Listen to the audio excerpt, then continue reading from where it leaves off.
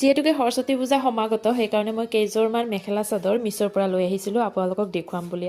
আৰু এইযোৰ হৈছে প্ৰথমযোৰ কাপোৰ, মানে দেখিবলৈ ইমান বেছি ধুনীয়া আহিছে, কল্পনাই কৰা নাছিলোঁ যে এনেকুৱা কাপোৰ আহিব পাৰে মিছৰ পৰা। আৰু গোটেই গাতে এনেদৰে ফুল আছে আৰু অকণমান হোৱাইট গুণাও কাম কৰা আছে, মানে বুটা বুটা টাইপৰ আছে। আপোনালোকেতো দেখিছে, বৰ্ণনা দিব সিমান ভালদৰে জনা নাই যেনিবা। মুঠতে আপোনালোকক এটা কথাই ক'ম, মানে চাৰিও পিনৰ পৰা কাপোৰযোৰ বহুত বেছি ধুনীয়া। আৰু মেখেলা চাদৰ লগতে ব্লাউজ পিচ পাৰি গোটেইবোৰে আহিছে ইয়াৰ লগত। আৰু এইযোৰ হৈছে দ্বিতীয়যোৰ মেখেলা চাদৰ।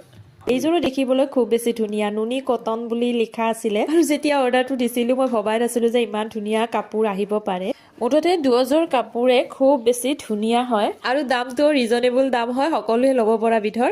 আৰু কাপোৰ দুযোৰ পিন্ধাৰ পিছত ইয়াৰ লগত মিলাই যদি আপোনালোকে গহনা পিন্ধে আৰু বেছি ধুনীয়া হ'ব। মুঠতে সৰস্বতী পূজাৰ কাৰণে একেবাৰে উপযোগী হয় দুয়োযোৰ কাপোৰ, কাৰণ পূজা পাতলত এনেকুৱা মেখেলা চাদৰে পিন্ধিলে ভাল লাগে, নহয়নে বাৰু? কাপোৰ দুযোৰ আপোনালোকৰ কেনেকুৱা লাগিছে জনাবলৈ নাপাহৰিব। আৰু যদি কোনোবাই ল'ব বিচাৰে তেতিয়াহ'লে মই কমেণ্টত লিংকটো দি থম, আপোনালোকে ল'ব পাৰিব। আজিলৈ আহিলোঁ, বাই বাই।